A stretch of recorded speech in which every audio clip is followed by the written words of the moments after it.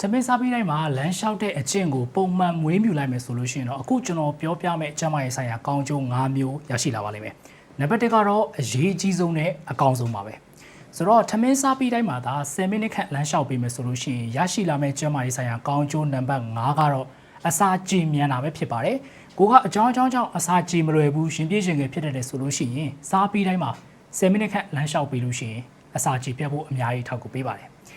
နံပါတ်4ချက်ကတော့ထမင်းစားပြီးတိုင်းမှာပုံမှန်လမ်းလျှောက်ပေးမယ်ဆိုလို့ရှိရင်အိပ်ပျော်တာကိုလည်းအများကြီးထောက်ကူပေးပါတယ်။ထမင်းစားပြီးလမ်းလျှောက်ပေးမယ်ဆိုလို့ရှိရင်အိပ်ပျော်စားဝင်စေပါတယ်။ထမင်းစားပြီးလို့လမ်းလျှောက်ပေးမယ်ဆိုရင်ရရှိလာမယ့်ကျန်းမာရေးဆိုင်ရာကောင်းကျိုးနံပါတ်3ကတော့အရေးကြီးလာပါပြီ။အဲ့လိုလမ်းလျှောက်ပေးခြင်းကသွေးထဲမှာရှိတဲ့ triglyceride လို့ခေါ်တဲ့မကောင်းတဲ့အဆီတွေကိုလျှော့ချစေပါတယ်။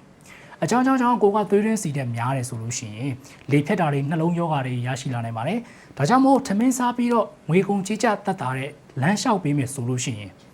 သွေးရင်းစီတဲ့ကိုရောကြစေနိုင်တယ်လို့နှလုံးရောဂါတွေလေဖြတ်ရောဂါတွေကိုလည်းရောကြစေနိုင်ပါတယ်။နံပါတ်2ကတော့ပို့ပြီးတော့အရေးကြီးလာပါပြီ။ထမင်းစားပြီးတော့10မိနစ်ခန့်ပုံမှန်လမ်းလျှောက်ပေးမယ်ဆိုလို့ရှိရင်သွေးပေါင်ချိန်ကိုလည်းရောကြစေပါတယ်။ကိုယ့်ရဲ့သွေးပေါင်ချိန်က135 140ရှိတယ်။ဒါပေမဲ့ကိုကဆေးမတောက်ရှင်ဘူး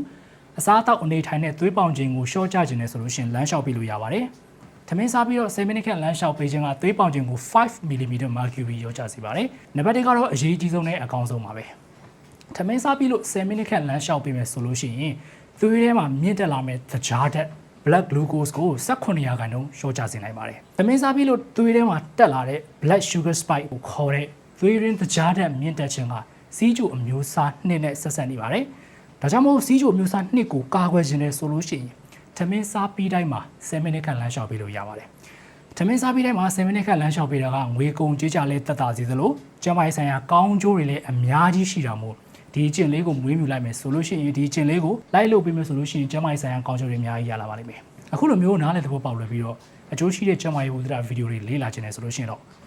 Dr. Chen TikTok account Facebook page နဲ့ YouTube channel ကို subscribe လုပ်ထားလို့ရပါတယ်။တခြားသိလို့တဲ့ကျန်းမာရေးဗဟုသုတတွေရှိရင် comment မှာဝင်ရောက်ရေးသားပေးပါကျွန်တော်ဗီဒီယိုလုပ်ပြီးတော့ပြန်ပြောပြပေးတော့ပါမယ်။ဒီနေ့ဗီဒီယိုကတော့ဒီလောက်ပါပဲ။ဗီဒီယိုကိုပြီးဆုံးအောင်ကြည့်ရှုပေးရတဲ့ကျေးဇူးတင်ပါတယ်။နောက်ဗီဒီယိုမှာပြန်တွေ့ပါဦးမယ်။ Bye bye